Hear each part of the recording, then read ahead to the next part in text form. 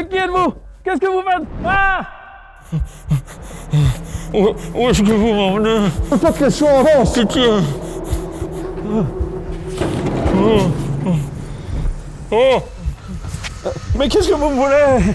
J'ai hacké ton aspirateur robot. Il écoute tout ce que tu dis. Il paraît que t'as un coffre rempli de diamants. Où est-ce qu'ils sont? Mais de quoi vous parlez? Mais c'est juste un nerf. Ok, je vous dis tout, je vais vous montrer. Tous les diamants. Je vous montre. Regardez, c'est toute ma collection. Qu'est-ce que tu veux que je fasse avec ça? Et les bitcoins, ils sont où? Mais j'ai pas de bitcoin, moi, c'est juste des minecoins, c'est Minecraft. Mais... Ah!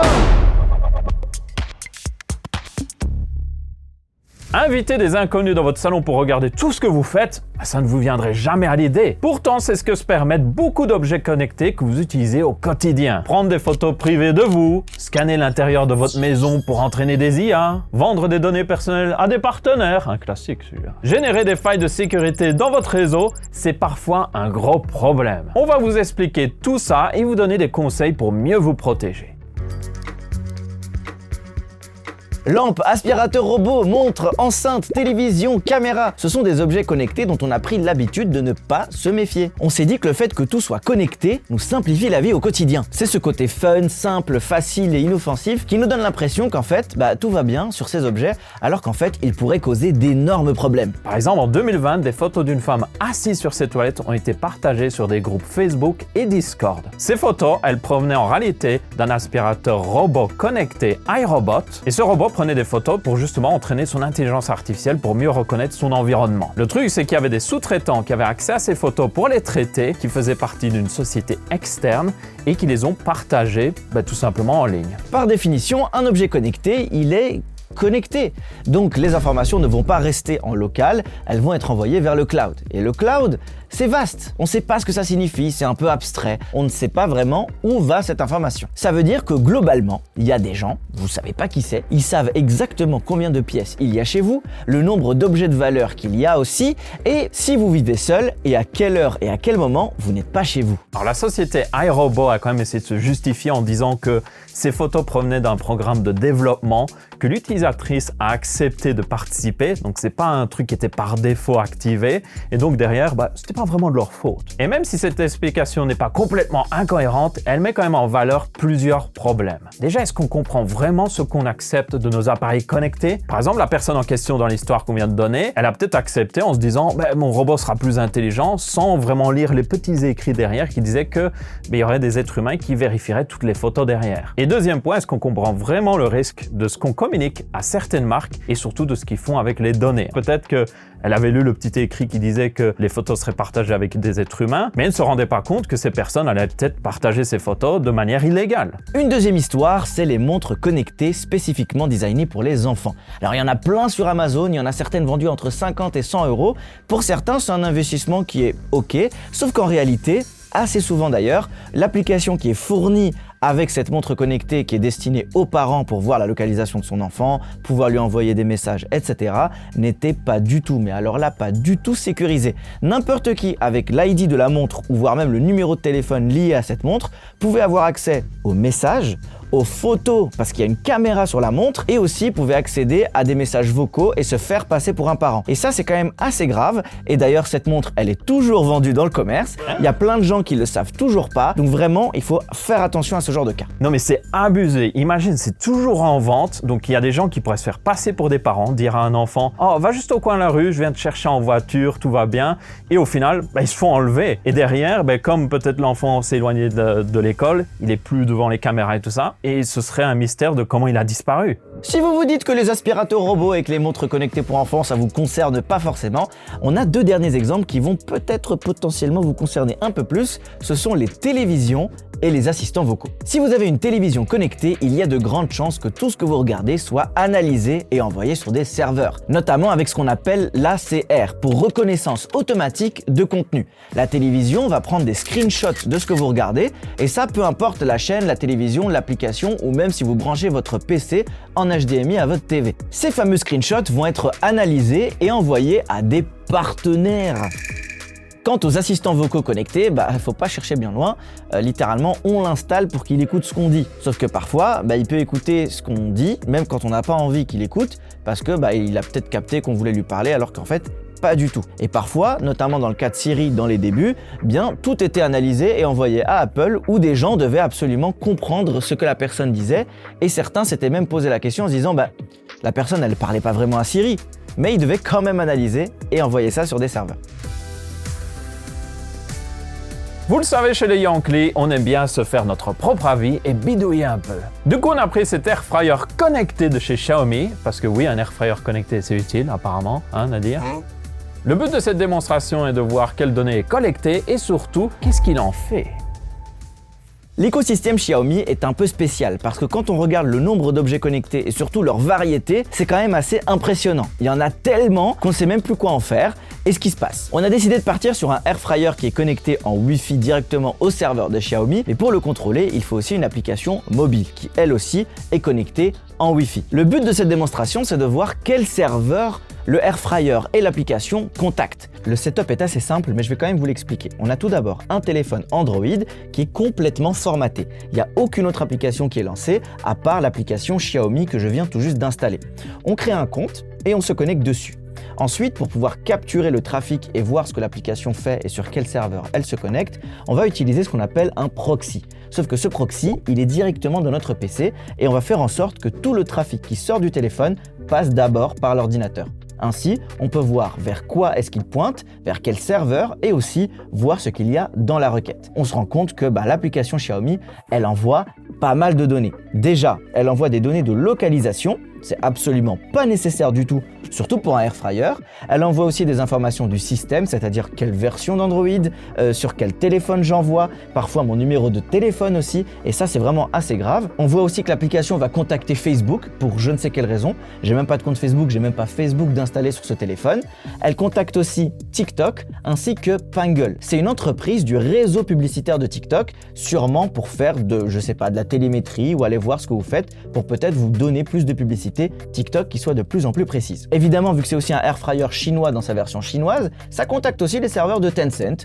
Allez savoir pourquoi, j'ai aucune application chinoise sur ce téléphone, pourtant il le fait quand même. Et puis en dernier, le serveur de Xiaomi, ça c'est nécessaire parce que c'est comme ça qu'on va pouvoir se connecter à notre air fryer à distance. Alors là, évidemment, on s'est intéressé à Xiaomi, mais il y a plein d'autres tests comme ça qui ont été faits par notamment Testachat et d'autres associations de consommateurs au niveau européen sur plein d'autres appareils et surtout plein d'autres marques différentes. Et le constat, il est vraiment pas dingue. Au niveau enceinte connectée, vous avez Bose et Sonos qui ont été pris la main dans le sac à partager des données personnelles ainsi que même nos adresses email, tranquille les gars. Et évidemment, c'est sans notre consentement. Et au niveau TV, vous avez Samsung et LG. Si vous avez l'application officielle pour contrôler à distance via votre smartphone, elle vous demande votre position ainsi que l'accès à votre micro. On sait pas pourquoi, ils le disent pas vraiment. Et derrière, ils en profitent aussi pour partager des données avec Google, bien sûr. Et Facebook aussi d'ailleurs, parce que autant tout mettre d'un coup dans le tas, voilà. De toute façon, un de plus, un de moins finalement, voilà. On a aussi Eufy et Dreamy qui utilisent leurs applications pour transmettre déjà non seulement les adresses email et les mots de passe dans le cloud, mais en plus de ça, ils le font d'une manière qui n'est pas spécialement chiffrée. Ça veut dire que s'il y a un autre appareil ou quelqu'un sur le réseau qui a accès à votre réseau, il peut voir le mot de passe et l'adresse email passer. Ah donc pour les gens qui utilisent le même mot de passe partout, y compris pour leur application Dreamy, si le mot de passe passe en clair, si quelqu'un le récupère, il peut accéder à tous leurs comptes en fait. C'est vraiment pas folichon. Mais heureusement, tout n'est pas sombre. Il y a la lumière, c'est celle de Philips Hue. Ils limitent la collecte de données personnelles et surtout, ils n'ont pas le tracking activé par défaut. Bon après, ça te coûte un rein pour acheter un set de 3 ampoules connectées Philips. C'est peut-être ça d'ailleurs le coût du respect de la vie privée en fait. Peut-être qu'en ce moment, vous êtes en train de vous dire « Oh, partagez mes données, de toute façon, je n'ai rien à cacher. » Sauf que moi, je n'ai rien à cacher chez moi. Pourtant, je vais pas avoir des gens qui rentrent et qui regardent en mode « Oh, tiens, il s'est acheté une nouvelle TV, oh, nice. » Et puis hop, ils sortent comme si de rien n'était. Personne ne fait ça. La vie privée, ce n'est pas cacher des choses qui sont illégales. C'est avoir un contrôle sur ce qui est intime, banal ou personnel. Et même si quelque part au fond de nous, on sait que c'est pas idéal de divulguer ces données, mais on le fait quand même, et c'est pas si grave. C'est même normal de penser comme ça. Bon déjà, il y a une fatigue décisionnelle. Pour tout ce qu'on installe et chaque objet connecté qu'on utilise, il faut à chaque fois remplir des formulaires, et en fait, ce qu'on fait, c'est généralement on skip, on appuie sur Next, on accepte tout, et puis on s'en fout. Ensuite, le bénéfice est immédiat. Il suffit juste de cliquer sur j'accepte tout pour enfin avoir accès au service ou au bien qu'on vient d'acheter. Alors que les risques dont on parle, ils sont loin et très abstraits. Faut pas y réfléchir. De toute façon, l'information sur la collecte de données est vague et mal expliquée. Il faut aller à la page 40 des conditions d'utilisation pour voir vraiment ce qu'ils font avec nos données. Est-ce que j'ai vraiment le temps de lire tout ça? Non. En plus de ça, c'est dans un de ces jargons juridiques qui a été pensé pour des juristes, pour que ce soit lu par d'autres juristes. Alors forcément, nous, on est un peu exclus du truc, quoi. J'ai pas le traducteur, moi. Ça, ce sont des mécanismes très connus de la plupart des marques qui feront tout pour que vous acceptiez sans même que vous vous en rendiez compte. On s'en sort pas, franchement. Sauf que si on accumule et qu'on croise toutes ces données, ça peut vraiment devenir très dangereux. Et ça, c'est le plus gros problème. Car ce n'est pas spécifiquement ce qu'il se passe aujourd'hui, mais potentiellement ce qu'il pourrait se passer demain. Imaginez que votre montre vous dit que vous êtes stressé en ce moment et que votre serrure connectée dit que vous partez tôt le matin et que vous revenez tard le soir et que vous manquez de sommeil. Bien, une assurance avec toutes ces données pourrait se dire « Bah lui, c'est un peu un profil à risque. Donc on va le faire payer plus cher. » Ce genre de truc qui fait super peur, eh bien ça existe déjà, et vous l'aurez deviné, c'est aux États-Unis d'Amérique que ça se passe, où certaines voitures connectées avec une carte SIM, etc., eh ben elles vont envoyer votre style de conduite et envoyer ça directement à des assurances. Et c'est déjà arrivé, il y a une personne qui doit payer plus cher parce qu'on a considéré qu'elle freinait trop fort et pas assez tôt. Vraiment, on s'en sortira jamais. Bon, du coup, si on veut résumer, c'est quoi le problème?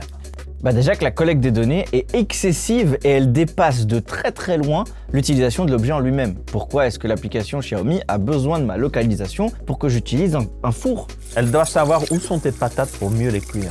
On ne sait pas ce qui est fait des données qu'on envoie, ni comment elles sont utilisées, ni même où elles partent. On dit oui à des choses qu'on ne maîtrise pas. Ça part dans les nuages. Parfois, les données sont juste mal transmises et peuvent être utilisées par de mauvaises personnes. Ça, c'est assez dangereux. Aussi, parfois, l'objet peut être utilisé comme point d'entrée vers notre réseau parce que généralement, les fabricants de ces objets connectés ne les mettent pas vraiment à jour. Il y a une ou deux versions et après, on oublie et il y a une nouvelle version physique de l'objet qui sort et l'ancien, il est juste oublié, il faut passer au nouveau. Ensuite, on a tout ce qui est entraînement des IA, notamment avec les aspirobot dont on a parlé tout à l'heure. Si l'entreprise arrive à savoir plus ou moins comment sont mappées les maisons, où est-ce que vous avez vos meubles, etc., ça peut vite devenir dangereux. Alors peut-être pas pour vous tout seul, mais c'est collectivement, avec à chaque fois des petites données prises par-ci par-là chez tout le monde, que ça devient véritablement un problème. Évidemment, il faut rester réaliste. On va pas aller vivre dans une grotte, se couper du monde pour éviter d'être espionné. On le sait, ça va être impossible de complètement empêcher la collecte de données de nos appareils connectés. Mais il y a quand même quelques conseils qu'on peut vous donner pour reprendre le contrôle sur vos données sans trop vous compliquer la vie. Premièrement, bien choisir la marque. On l'a vu, certaines marques nous laissent plus de flexibilité, plus de choix et collectent moins de données. Le problème, c'est que ça a souvent un prix. Et là, c'est à vous de choisir ce qui vous convient le mieux. Ensuite, bien paramétrer les applications. Est-ce qu'on est obligé d'accepter tout ce qu'ils nous demandent? Et si parfois, ils nous imposent d'accepter certaines choses, rien ne nous empêche de l'enlever juste après. Une autre solution, c'est d'arrêter d'utiliser la connexion externe et d'utiliser un email directement. Par exemple, si un site te dit « Oh, connecte-toi avec Google », non, vous allez vous connecter avec votre email, comme ça vous avez plus de contrôle. Parce que bien souvent, quand vous vous connectez avec Google, ils peuvent collecter plus de données. Et peut-être que parfois, vous n'êtes même pas obligé de créer un compte du tout. Vous pouvez juste utiliser la version sans compte. Une dernière solution, c'est de réinitialiser notre identifiant publicitaire. Vous pouvez le faire notamment avec Google et quand vous le faites, alors ils peuvent toujours collecter des données évidemment, mais comme vous l'avez remis à zéro, ils ne pourront pas vraiment savoir que les anciennes données connectées par rapport à vous avec l'ancien identifiant est en rapport avec le nouveau. C'est un peu comme repartir à zéro avec une nouvelle identité. En fait, j'ai une dernière solution, c'est d'utiliser l'application Exodus, qui est d'ailleurs aussi un site internet qu'on peut accéder simplement avec un navigateur. Elle va vous permettre d'aller voir les applications que vous avez sur votre téléphone et ainsi d'analyser les permissions, mais aussi les pisteurs, c'est-à-dire les identifiants publicitaires, les trackers, et ce qui permet à l'application d'aller voir tout ce que vous faites. Le nombre de fois que vous revenez sur l'application, le nombre de fois où vous avez cliqué sur certaines choses, est-ce que vous avez hésité avant de revenir sur un élément ou pas. Tout ça, ça fait partie de la manière aussi de rémunérer une application, notamment avec tout ce qui est publicitaire. C'est hyper intéressant d'aller checker ça, vraiment je vous le conseille, et en plus, c'est open source. Mais maintenant, le plus important dans tout ça, c'est qu'il y ait plus de régulation, notamment au niveau de l'Union européenne, pour nous protéger. C'est pas à nous d'aller faire la police ou de dire « Oh, cette application, je veux pas l'utiliser parce qu'elle me traque ». Il nous faut plus de régulation qui empêche justement ces entreprises de faire n'importe quoi avec nos données. Oui, parce que c'est trop facile de dire aux consommateurs « C'est de votre faute, c'est vous qui avez cliqué sur accepter », alors que tout est mis en place pour qu'on clique sur accepter. Alors oui, on peut limiter les dégâts nous-mêmes, Mais on peut pas tout faire non plus, parce qu'on va déjà pas lire les 80 pages de conditions d'utilisation de tel four et les 160 pages de conditions d'utilisation pour utiliser un service dans notre télé. Aussi, on va pas pouvoir anticiper l'usage de nos données futures par les marques et on peut pas non plus comprendre où et comment vont chaque donnée de chaque application partout. C'est juste pas possible. L'Europe est l'un des cadres les plus stricts en matière de protection de la vie privée, notamment via le RGPD. C'est important d'anticiper suffisamment vite les usages de nos données personnelles. Petit rappel, c'est pas parce que quelque chose est devenu banal qu'elle est forcément normale.